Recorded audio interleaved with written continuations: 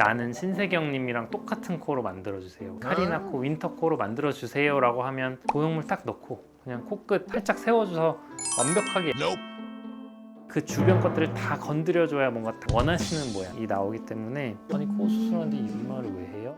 추천을 한다고 해서 그게 무조건 또 정답은 아닌 게,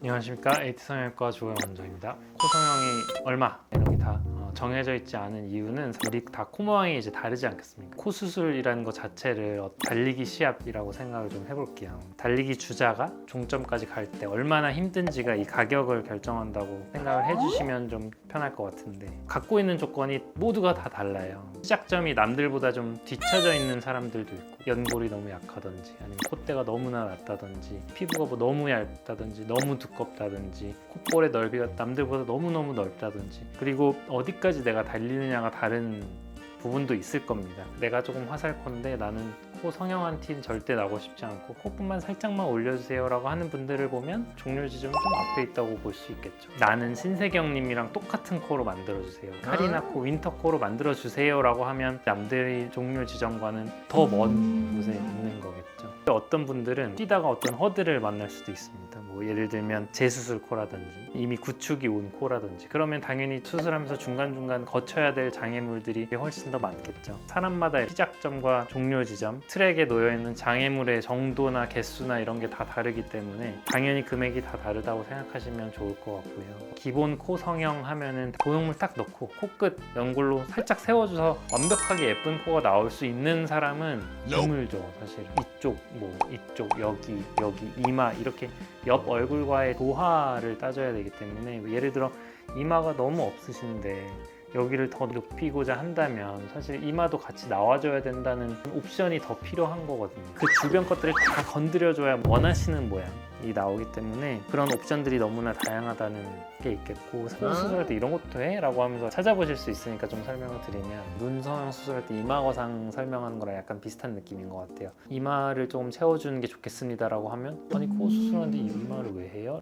라고 하시는 분들이 계세요. 근데 잘 생각해 보시면 연예인분이라든지 그런 분의 옆모습의 사진을 봤을 때 대부분의 경우 이마가 어느 정도 좀 나와 있으십니다.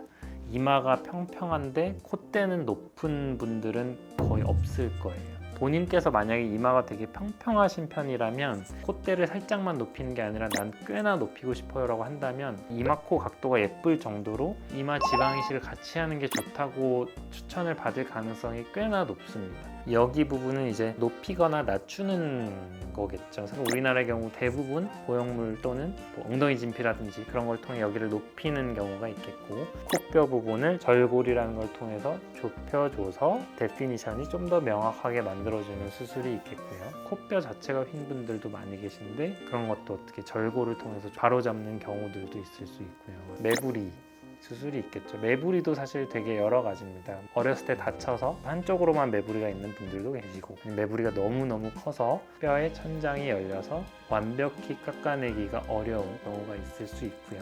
비중격과 위쪽 연골 이 부분, 정확히 말하면 여기가 이제 콧등입니다. 콧등이 휘어 있거나 힘이 너무 약해서 거기를 좀 바로 잡아줘야 되는 그런 수술을 하실 수도 있고요.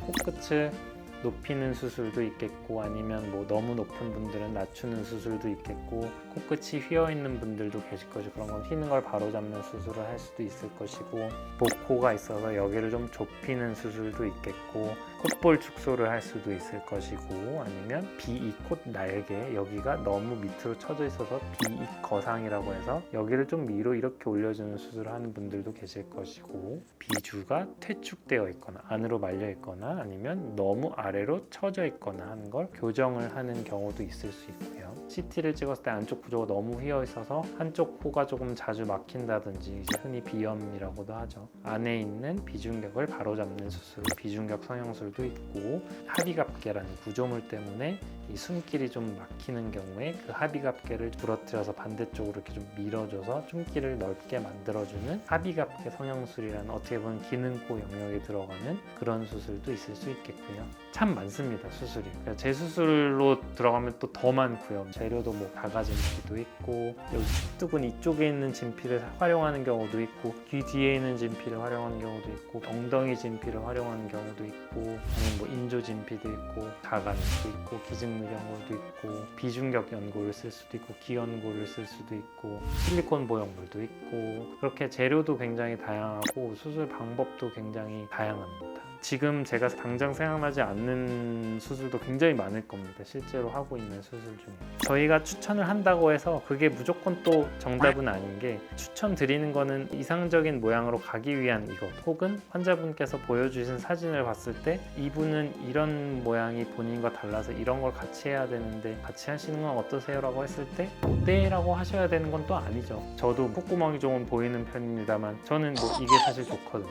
선호하시는 본인의 조건이 또 있을 거기 때문에 오셨을 때 상담을 하면서 이런 옵션 저런 옵션을 제시를 해드릴 때 괜히 더 하라고 하는 거 아니야? 라고만 생각하지는 마시고, 추천하는 그 이유가 다 있거든요. 저희의 기준이 있기 때문에 그런 걸 설명을 드리는 거라고 생각을 해주시면 좋을 것 같습니다.